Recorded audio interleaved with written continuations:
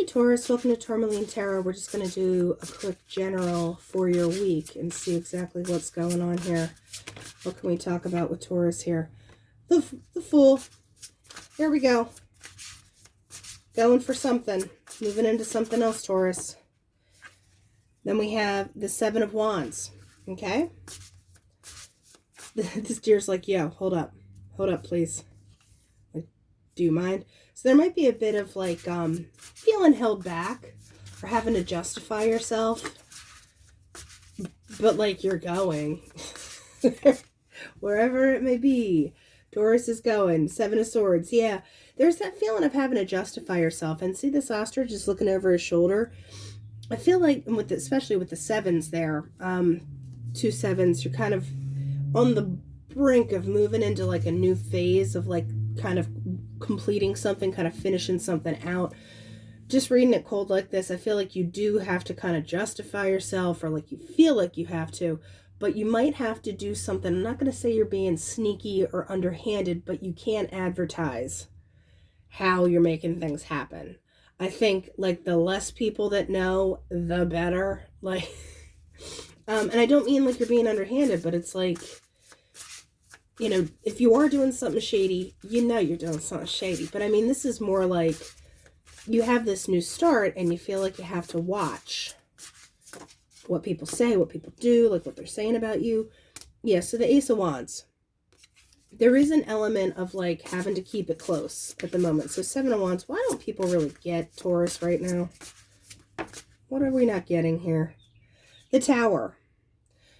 People could be like, oh my gosh, you're going to ruin everything. But you're like, can I get a second? Yeah, I think people are going to take this as like, oh my gosh. Yeah, the Ten of Pentacles. This is kind of the same vibe for Aries, where it's like, you know, people are like, why are you giving up a good thing? Why are you changing? Why are you doing this? And you're like, do you mind? So with this Ace of Wands, what is the Ace of Wands? You have the Fool again, because there's 2 Fools in this deck. I don't know what I can tell you, Taurus, but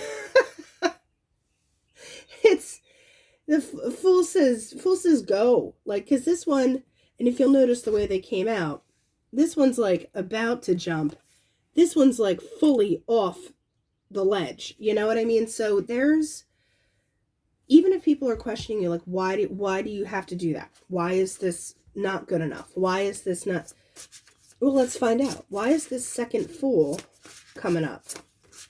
2 Fools. 2 Fools. 8 of Wands wanted to pop, but it didn't commit. So, just telling you what I'm saying here. One more. 3 of Pentacles. Yeah, it's like, I feel like if you're changing jobs or changing what you do, or you're making some kind of change in the way you approach things. Also, 3 of Pentacles, if I'm just thinking of the Rider-Waite, the guy's trying to do work while people are just watching him do it. And, you know, they want to probably give their input, but you're like, shh. So what about this work thing are we talking about? Ace of Swords. You have 2 aces, 2 fools. Yeah. So, Taurus, I'm not saying be ornery or cantankerous, but, you know, don't advertise what you're doing. I would say that. And, if you have new stuff starting, just, you know, only tell the need to knows. The rest are nunyas. The need to knows and the nunyas. You know, just make sure you know who is who. The nunya business and the need to knows. So what can we tell Taurus about this here? Okay, well, if this is you, mind you, there's only a guy and a girl in this deck. So there's confusion about how there's moving ahead with recognition. These kind of want to form a sentence together. So you don't know how this is going to happen. And remember, the Fool's trying to jump, but it's like, I don't know. So let's see. What about, what's Taurus going to get clarity on? Because you have the Ace over here, which is the clarity portion of the show. But yeah, here's the Bear. There's like this protective energy. Also, it is a career card, you know, money card. About your stability. So you're moving into something.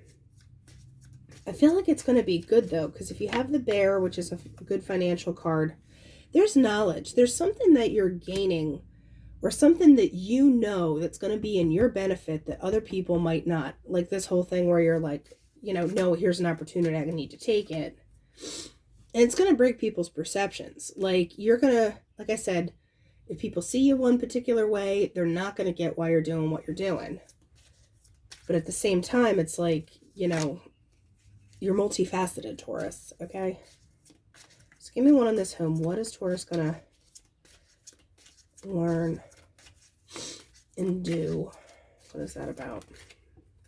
That's too many, but okay. Yeah, there's some kind of commitment. There's a new commitment cycle that you're taking up. Also, if you think of a carousel, you grab the brass ring. If you didn't know how you were going to get the recognition, how things were going to play out, if this is a career, this might be you finally like attaining something that you're like, boom, got it.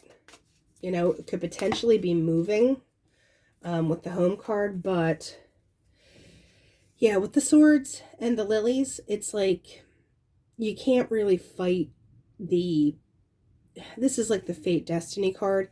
Stuff is in motion. This is like Wheel of Fortune-y energy. You can't fight it. If other people aren't on board, they'll just have to catch up with you. Catch the next boat because this ferry's leaving. Taurus is on it. All right, Taurus, best of luck to you, and tell me what happens if it happens in the comments, all right? I'll talk to you later. Bye.